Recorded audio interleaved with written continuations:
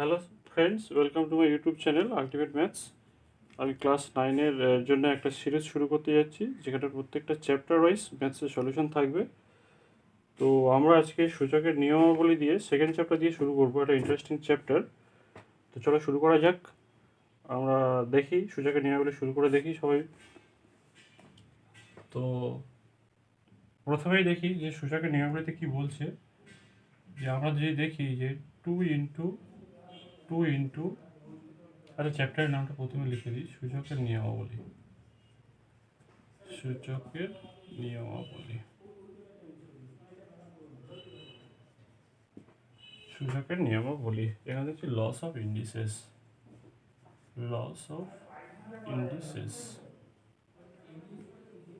Of ইন্ডিসেসে কি বলছে না, যদি একটা বড় এক্সপ্রেশন, যেমন এখানে দেখছি আমরা two into two this equal to, এখানে আমরা দেখছি যে টু 5 বার গুণ হয়েছে। তো এই টু 5 বার গুণ হওয়াটাকে আমরা সংক্ষেপে কি বলতে পারি? সংক্ষেপে আচ্ছা, যদি এটা পুরোটা গুণ করি তাহলে কি দেখবো আমরা? না, এটা দেখবো আমরা 32। এখন কোশ্চেন হলো, এই যে বড় এক্সপ্রেশনটাকে এটা কি ছোট করে লেখা যেতে পারতো? সূচকের নিয়মাবলী বলছে না, এখানে লেখা যেতে পারতো, এবং সেটা হবে 2^5। এখন কোশ্চেন হলো, কেন 2^5 হলো? না, আমরা দেখছি এখানে 2 5 বার গুণ হয়েছে, তাই 2-এর মাথায় 5 বসেছে।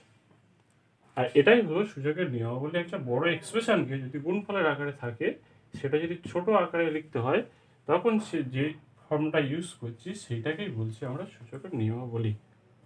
এখন 2-এর জায়গায় যদি আমি 3 লিখি, আমরা দেখব 3 যদি আমরা এরকম 4 বার যদি গুণ করি, তাহলে 3 ইন্টু 3 দিস ইকুয়াল টু কত হবে? আর দিস ইকুয়াল টু হবে 3^4। তোমরা দেখলাম এখানে ক্লিয়ারলি যে 3 4 বার গুণ হয়েছে, তাই 3-এর মধ্যে 4। তো এটাকে কি বলছি না, এটাই গুণ করলে আমরা আলটিমেট দেখব যে 3 যদি 4 বার গুণ হয়, এটা আলটিমেট হবে 3 ইন্টু 3 9, 9 ইন্টু 3 27, 27 ইন্টু 3 হবে 81। তো কেউ যদি প্রথমে লিখে রাখতো যে 3^4, তো সেখানে কিন্তু আমরা 3 4 বার গুণ করতাম। তার মানে এখান থেকে যদি কেউ শুধু ডাইরেক্ট লিখে রাখতো 3^4, তো সেখান থেকে আমরা দেখতাম 3 ইন্টু 3, তো দিস আলটিমেটলি রেজাল্ট আসতো 81।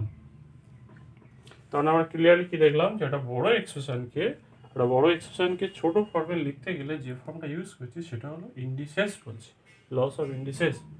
তো আমরা যদি দেখি যে আরও একটা ভালো করে বুঝতে পারবো, যদি আমরা দেখি যে 2 আমরা 15 বার গুণ করতে চাইছি বা 20 বার গুণ করতে চাইছি। মনে করো এখানে 20 বার, তাহলে 2 কবার গুণ করবো? না, 2 এখানে আমরা 20 বার গুণ করবো। তো 20 বার গুণ করলে এখানে আমরা কি লিখবো? 2 গুণ হচ্ছে না, 2-এর মাথায় কত হবে? 20 বার গুণ হচ্ছে, তাই 2-এর মাথায় 20। তো আমরা দেখবো এটা বড় রেজাল্ট আসবে, এরকম করা যাবে না, এটা ক্যালকুলেটর ছাড়া সম্ভব নয়। তাই এইটা এই ফর্মে জাস্ট লিখে রাখলাম যে মোটামুটি 2 20 বার গুণ হওয়া মানে 2^20। তো এইভাবে যদি আমরা দেখি যে মোটামুটি, যে আমরা যদি এক্স বা এ যদি আমরা 4 বার গুণ করি, তাহলে আমরা দেখব যে a into a this equal to a^4। কেন না a^4? না, এখানে এ গুণ হচ্ছে 4 বার, তাই দিস ইকুয়াল টু হবে a^4। এখন এটা শিখতে গেলে দেখতে হবে যে এটাকে আমরা কি বলছি। এই এটাকে আমরা ইংলিশে বলছি বেস, এটাকে বলছি বেস। আর ফোরটাকে বলছি আমরা ইন্ডেক্স। এটাকে ইন্ডেক্স বলতে পারি, এটাকে বলতে পারি এক্সপোনেন্ট বলতে পারি, অনেক কিছুই বলতে পারি। এক্সপোনেন্ট বলতে পারি, বা এটাকে পাওয়ারও বলতে পারি। তাহলে বাংলায় এটাকে কি বলবো? না, বাংলায় বেসটাকে বলছি আমরা নিধান। এটাকে একটা নতুন নাম দিচ্ছি, এটাকে বাংলায় বলছি নিধান, এইটাকে বলছি ঘাত। তাহলে বোঝা গেল, তার মানে এ ইন্টু এ মানে a^4 দিস ইকুয়াল টু, এটাকে বাংলায় বলছি নিধান, ইংলিশে বলছি এটাকে বেস, আর এটাকে পাওয়ারটাকে যেটা রয়েছে, এটা পাওয়ার বা ইন্ডেক্স বা এক্সপোনেন্ট, এটাকে বলছি ঘাত। তার মানে বোঝা গেল কোনটা কি বললাম? না, একটাকে বললাম বেস আর একটাকে বললাম পাওয়ার বা নিধান বা ঘাত। এখন এর উপর পুরো ম্যাথসটা দাঁড়িয়ে আছে যে কোনটাকে নিধান বলছি কোনটাকে ঘাত বলছি আগে ক্লিয়ারলি জানতে হবে, তারপর পুরো চ্যাপ্টারটা আমরা অঙ্কগুলো করতে পারবো। তো আমরা যদি লিখি এখানে আমরা যদি লিখি যে x into x into x into x into x, আমরা দেখছি এখানে এক্স একবার, দুবার, তিনবার, চারবার, পাঁচবার, this is equal to x to the power 5, কেননা এক্স গুণ হয়েছে 5বার, তাই এক্স এর মধ্যে 5। তো ক্লিয়ারলি আমরা এখানে এক্সটাকে বলছি নিধান আর 5টাকে বলছি ঘাত। এবার আমরা যদি লিখি যে 2 3বার গুণ হয়েছে, তাহলে 2 into 2 into 2, this is equals to 2 to the power 3। তার মানে এখানে 2টাকে বলছি বেস বা নিধান আর 3টাকে বলছি আমরা ঘাত। ব্যাস এইটুকুনি বোঝা গেল। তাহলে সূচক কেন আমরা ইউজ করছি না, একটা বড় এক্সপ্রেশন, গুণফলের আকারে বড় এক্সপ্রেশনকে ছোট ফর্মে লেখার জন্য আমরা সূচকের নিয়মাবলী ইউজ করছি বা সূচক চ্যাপ্টারটা ইউজ করছি। আর এখানে দেখছি যে কোনটাকে বেস বলছি আর কোনটাকে পাওয়ার বলছি, বা কোনটাকে নিধান বলছি কোনটাকে ঘাত বলছি। তো এখন এখানে আমরা প্রত্যেকটা ম্যাথস করব চ্যাপ্টারে, তো তার আগে কিছু ফর্মুলা রয়েছে, সেই ফর্মুলাগুলো আমাদেরকে শিখতে হবে। যেখানে সূচকের কিছু নিজস্ব ফর্মুলা রয়েছে, সেই ফর্মুলাগুলো দিয়েই আমরা ম্যাথসগুলো করব। তো প্রথমেই আমরা দেখছি, প্রথমে আমরা একটা ফর্মুলা লিখব। এখানে সব কিছু ফর্মুলা বেস আর পাওয়ারের উপর ডিপেন্ডেন্ট। তো প্রথমে ফর্মুলাটা লিখছি যে যখন যখন যখন নিধান একই থাকবে, নিধান একই থাকবে বা এটাকে যদি ভালো করে লিখি, ইংলিশে যদি লিখি, when base is same, when base is same, when base is same, মানে when base is same but power is different। তাহলে প্রথম ফর্মুলা হচ্ছে গুণের ক্ষেত্রে। গুণের ক্ষেত্রে কি হবে, গুণের ক্ষেত্রে এর মধ্যে সাব টপিক হলো গুণের ক্ষেত্রে। ফর মাল্টিপ্লিকেশন আমরা কি দেখব, যে a into A two the power n into যদি এ টু দি পাওয়ার n হয়, তাহলে গুণের ক্ষেত্রে কি দেখছি না, দুটো নাম্বার নিয়েছি, একটা নিয়েছি এ টু দি পাওয়ার m, যেখানে বেসটা হলো, নিধানটা হলো a, যেখানে নিধানটা হলো a, আর এখানে পাওয়ারটা হলো m, এটা হলো ঘাত হলো m। আবার এখানেও দেখছি নিধানটা হলো a এবং ঘাতটা হলো n। তার মানে ঘাত এখানে আলাদা, কিন্তু নিধানটা প্রত্যেকের ক্ষেত্রে সেম। এরকম দুটো নাম্বারকে যদি আমরা গুণ করি, তো আমরা দেখবো গুণের ক্ষেত্রে ঘাত দুটো ইকুয়াল হয়ে যাবে, ঘাত দুটো যোগ হয়ে যাবে। তার মানে কি লিখবো আমরা, এ টু দি পাওয়ার, নিধানটা সেম থাকবে, ঘাত দুটো যোগ হয়ে যাবে, তার মানে m প্লাস n, এটাই হবে আমার রেজাল্ট। এটা বলছি ফার্স্ট ফর্মুলা। তো ফার্স্ট ফর্মুলা যদি আমাদের এটা হয়, একটা এক্সাম্পল নিয়ে নেবো, আমরা এক্সাম্পল নিয়ে দেখে নেবো।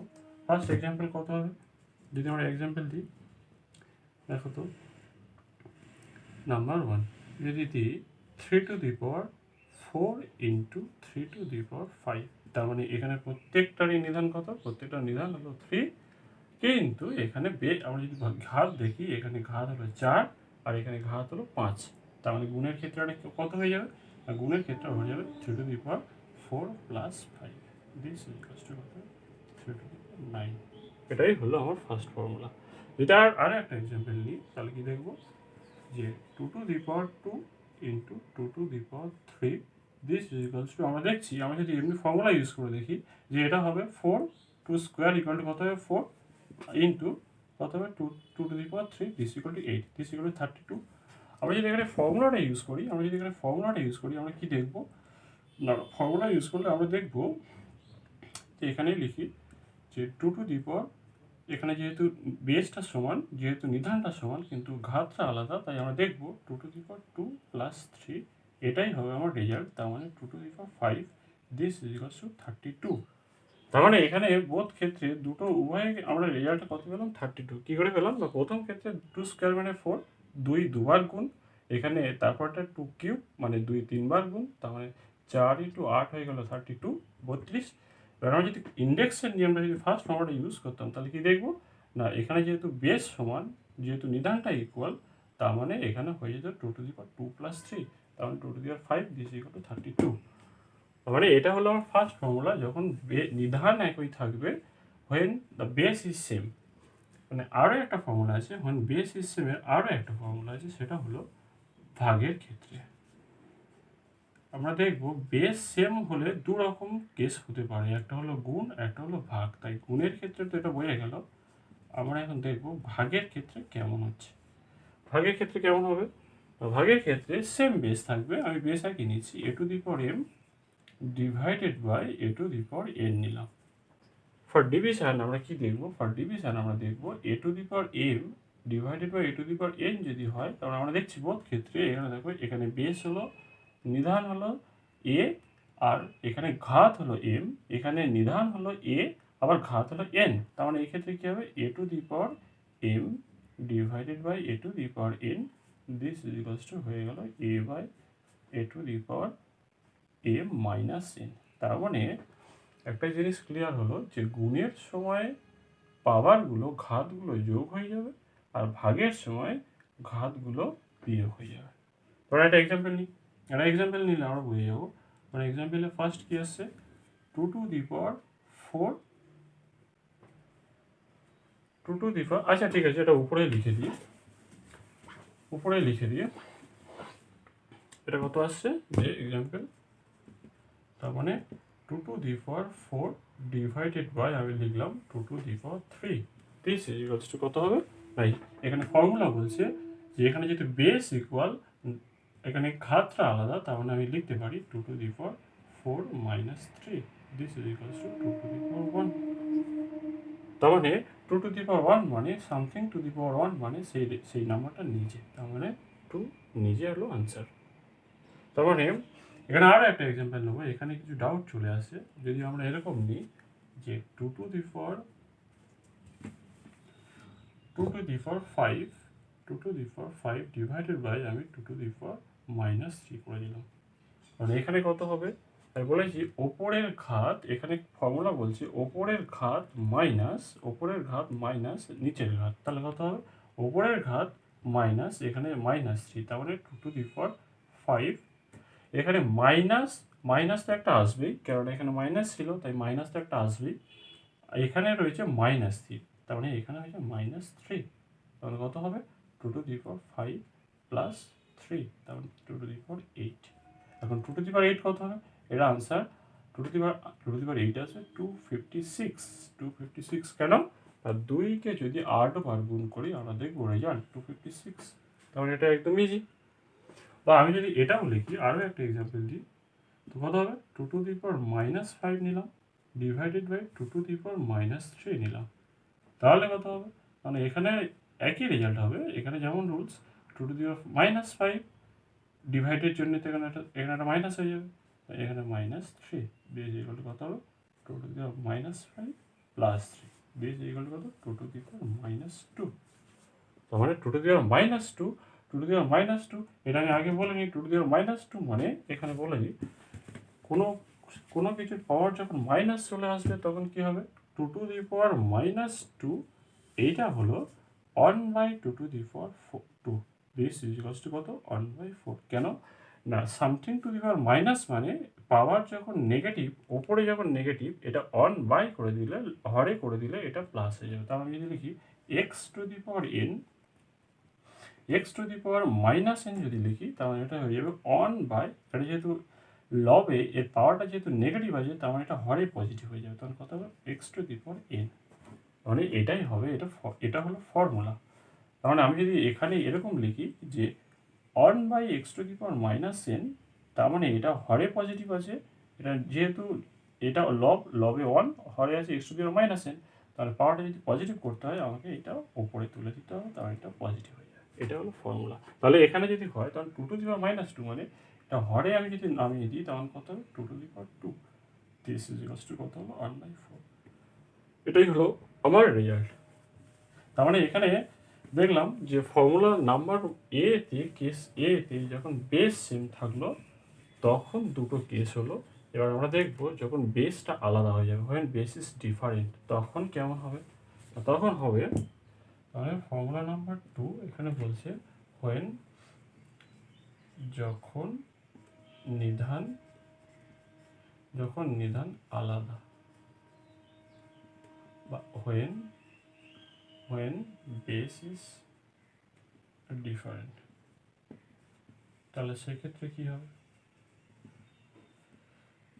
দেখো সেক্ষেত্রে সেখানে দুটো কেস হবে। নাম্বার এ বলছে গুণের ক্ষেত্রে, তাহলে গুণের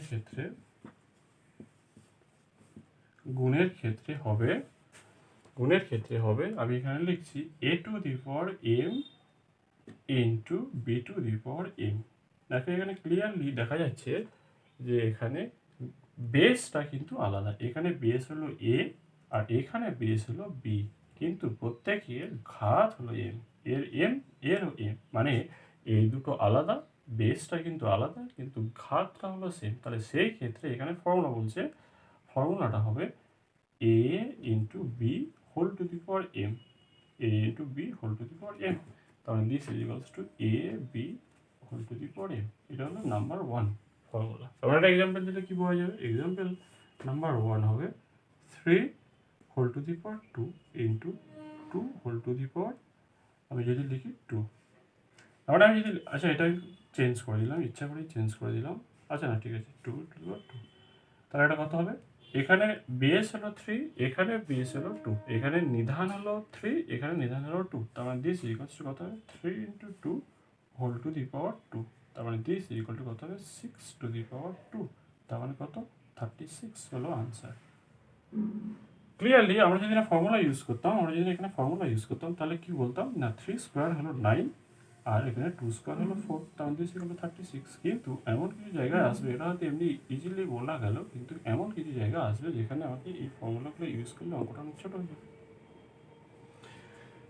তো অঙ্কটা অনেক ছোট হয়ে যাবে। আরও ফর্মুলা রয়েছে, আমরা ইন্ডেক্সের আরও ফর্মুলা দেখবো। আচ্ছা এক্সাম্পল নাম্বার 2 নিয়ে নিই আর একটা, যেখানে আমি নিয়ে নিচ্ছি 3 to the power 2 into 2 to the power minus, আচ্ছা এখানে মাইনাস করে দিলাম 2 টু দি পাওয়ার মাইনাস 2, তার মানে কত হবে?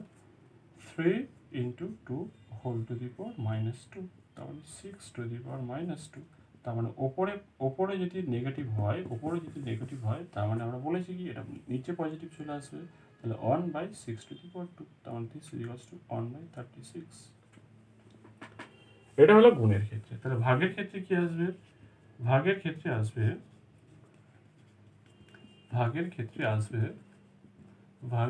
আসবে দেখো ফর্মুলা বলছে ভাগের ক্ষেত্রে বেস তো আলাদা হয়ে যাবে, তার মানে a to the power m divided by b to the power m। যদি এরকম কেস আসে তাহলে কি দেখবো আমরা? না এরকম কেস আসলে আমরা দেখবো a বাই b বেসটা ডিভাইড হয়ে যাবে a by b whole to the power m, একটা এক্সাম্পল নিলে ক্লিয়ার হয়ে যাবে। তাহলে কত হয়ে যাবে?